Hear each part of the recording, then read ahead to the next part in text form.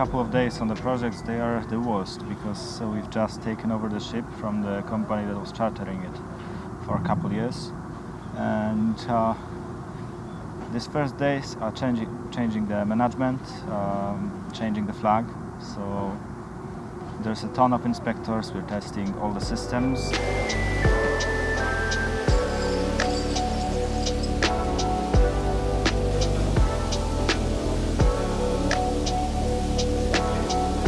We have to prepare all the cargo for departure because we have some parts for the propellers, we have some parts for the engine room, and everything has to be ready for the shipyard.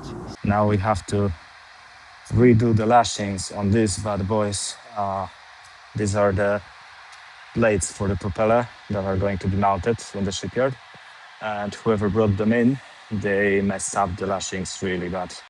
And these are not designed for the belts to be mounted on, and this can easily slip off when you kick them because they don't go really that deep underneath. So I have to replace them with chains. This one is a much better example because you can see how this belt is pulling sideways, and this just slight kick, it will tear it from the mount. I replaced this mounts with the chains that we use to secure the tracks. And now the only thing left to do is to tidy up the spaghetti. And part of my tasks for today is checking the drafts, meaning I go around the ship and check how deep it reaches below the water surface. For example, right now our draft is about 5.8 meters, 5.9.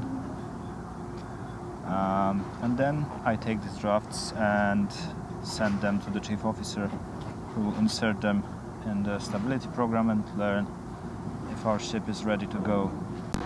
So when you're doing this draft survey, it's also important to remember about the snapback zones of the mooring lines, because they don't only appear on the mooring stations upstairs, but also on the quay near the bollards.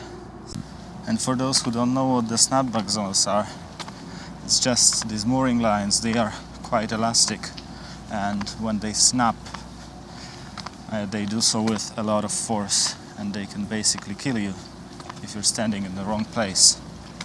And maybe some of you already noticed, my helmet is missing the chin strap. And don't worry, we just didn't get everything yet. So, you know, with this project it is like this.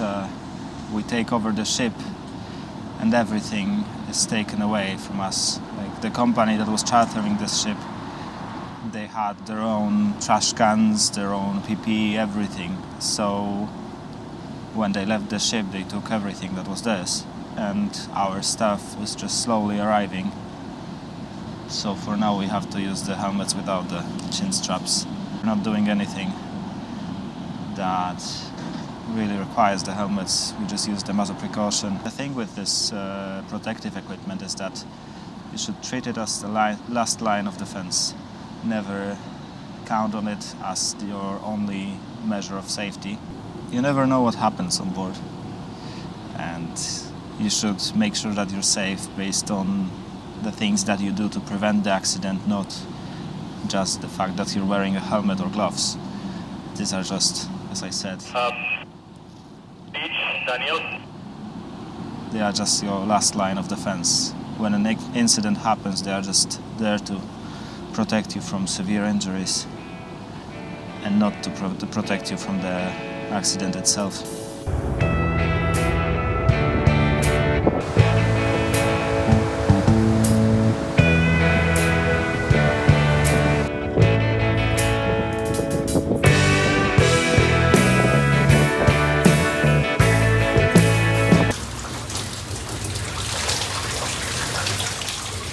So remember when I said in the first episode that, well, negligence is probably the worst thing that you can really do on a ship. And I didn't have to wait long during this contract to just prove this. There was a small leak in the near the restaurant where passengers will eat when the ship enters service. I called it in because it was just, a couple drops. I put a bucket underneath and just left it because it's the engine department that is supposed to handle this kind of things. And just one day later, it was no longer dripping, couple drops every now and then, but it was flowing like from a tap. Gallons of water all over the decks. I think 8 hours spent just on containing this spill, and it could have been completely prevented if someone just took a look on this when I first called it in and didn't wait 24 hours. But yeah, I get it, because they are pretty busy, especially after taking over a new ship. There's a ton of things to do, but the more you wait, the worse it gets. So I'm cleaning this ventilation room. I just found a bucket of paint inside. That's definitely not a place to store paint. But also that's one of the biggest problems with charter ships like this. But when they come back from the charter, they are absolutely devastated, because nobody cares about it. It's like rental. You won't pay much of a fine if it's in poor condition, because it's a 10 years rental. And then afterwards everything is damaged. They don't give a single about this ship, and now we have to clean everything and bring this ship back to normal. And this is what happens when you don't mix your paint properly. It was either too little of the hardener, or they put the second layer too fast, and everything didn't set properly and is coming off. And since we don't have any power tools, I only have this and that. Slowly scrape it off. Honestly, we should wait with this to the shipyard, but we don't have too much work. That doesn't require power tools, so we're trying to do whatever we can and somehow fill the time. See? Just tears off with the hand. It's day 6, and it's time to clean the cargo office. The cargo office is a place where during normal operation we are storing some documents, we are checking the stability.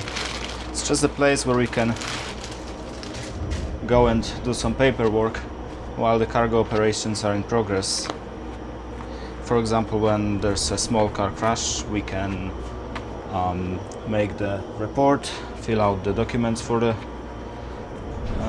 insurance companies, and we have some panels for stability, some panels that read the drafts, angle of heel, and all similar kinds of things. And another nice thing I found here, a blanket for putting out fires of EV batteries. But the thing is that it didn't have any marking on it. So if I didn't just take it out of the shelf and read what it even says here, I wouldn't know that we have something like this on board. And actually it's quite a big problem on board Ro-Ro ships, because when an electric vehicle catches fire, there's no way to quickly extinguish it. And fire on board in general is the biggest threat, because we only have ourselves to fight it. We only have our pumps, our hydrants, and if we can't contain it, then we have to abandon the ship. So it's nice to have something like this. Cleaning part, I don't know which at this point. I found the sound for checking how much liquids we have in the tanks, but no. Okay, here's the handle. Yeah, drop that in the tank and then check how far the liquid reaches. Nice thing, good to have. Actually, I don't think you can go anywhere without it, because when the ship is on the way, We are burning fuel, we are using some supplies, but I think the fuel and fresh water are the most important, because as we sail there's less and less of it in the tanks, or it's moved, for example, fresh water to the sewage tanks, and we have to keep track of how much weight we have in different places, because when we depart the port the stability may be 100% correct, but after a couple days, Jesus, everything is shaking, after a couple days it may not be okay anymore. So every day, couple times a day, we measure how much liquids we have in tanks, and then we insert everything into the stability computers. All right, I would say it looks pretty decent now. Just have to find something to pick this up, but otherwise, yeah. And I'm really happy that we did those lashings a couple days ago, because if we didn't, that would absolutely slip off, because we've had some really rough weather this couple past days, and especially that the ship is not loaded. It was rolling way more than it would normally, and we are going pretty slow to save fuel, so the fin stabilizers aren't working.